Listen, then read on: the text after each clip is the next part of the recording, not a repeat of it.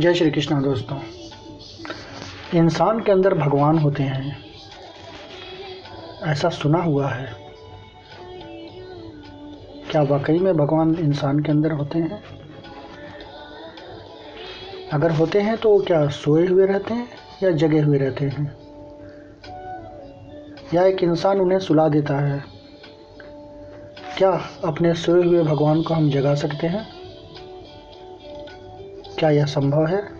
आइए आज हम अपने अंदर के भगवान को जगाने की कोशिश करते हैं।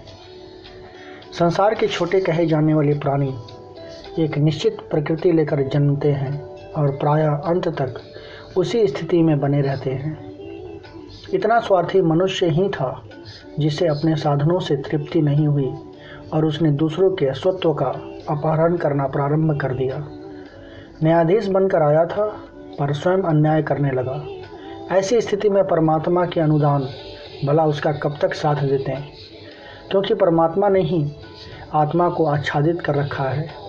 आत्मा में जो भी शक्ति और प्रकाश है वह सब परमात्मा का ही स्वरूप है।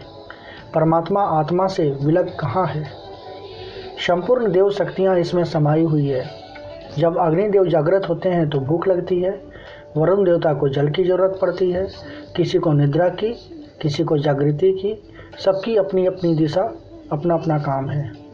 इनमें पारस्परिक प्रतिद्वंदिता न होती रहे और उनका बराबर नियंत्रण किया जाता रहे।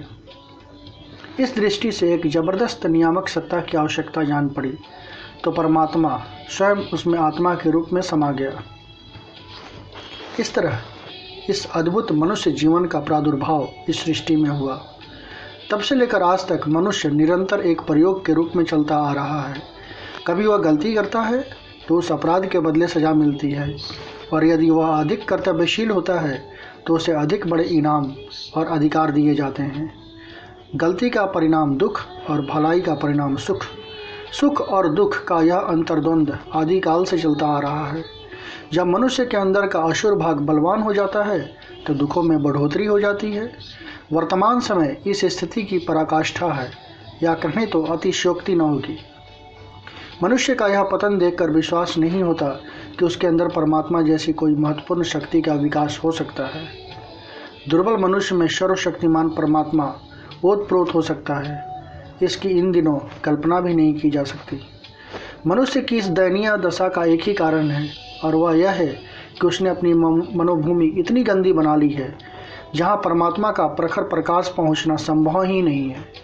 यदि सचेत रहकर उसने अपनी भलाई की शक्ति को जीवंत रखा होता तो वह जिन साधनों को लेकर इस धरती पर आया था वे अचूक ब्रह्म अस्त्र हैं।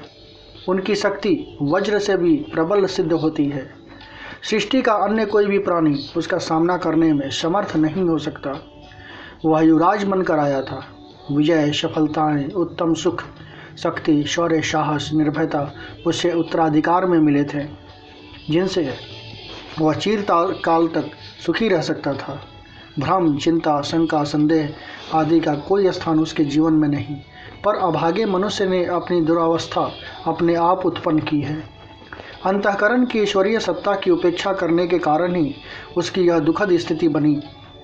अपने पैरों पे कुल्हाड़ी मारने का अपराधी मनुष्य स्वयं है। इसका दोष परमात्मा को कभी नहीं जा सकता। ईश्वरीय गुणों से पथभ्रष्ट मनुष्य की जो दुर्दशा होनी चाहिए थी वह हुई। दुख की खेती उसने स्वयं बोई और उसका फल भी उसे ही चखना पड़ा। परमात्मा हमारे अति समीप रहकर प्रेम का संदेश देता है, पर मनुष्य अपनी वासना से यानी कुर्बुद्धि से उसे कुचल देता है। वह अपनी सादगी, ताजगी और प्राण शक्ति से हमें सदैव अनुप्राणित करने का प्रयत्न करता है, पर मनुष्य आडंबर, आलस्य और अकर्मण्यता के द्वारा उस शक्ति को छिन्न भिन्न कर देता है। कालांतर में जब आंतरिक प्रकाश की शक्ति छिन पड़ जाती है तो दुख और द्वंद्व के बखेड़े बढ़ जाते हैं। तब मनुष्य को औरों की भलाई करना तो दूर, अपना ही जीवन भार रूप हो जाता है। परमात्मा की अंतःकरण से विस्मृति ही कष्ट और कलेश के बंधन का कारण है। दोस्तों, आपको क्या लगता है? आपकी क्या धारणा है इस बारे में? आप क्या सोचते हैं? आपकी क्या राय है? कृपया हमें कमेंट बॉक्स में ज़रूर बताइएगा। जय श्री कृष्ण दोस्तों।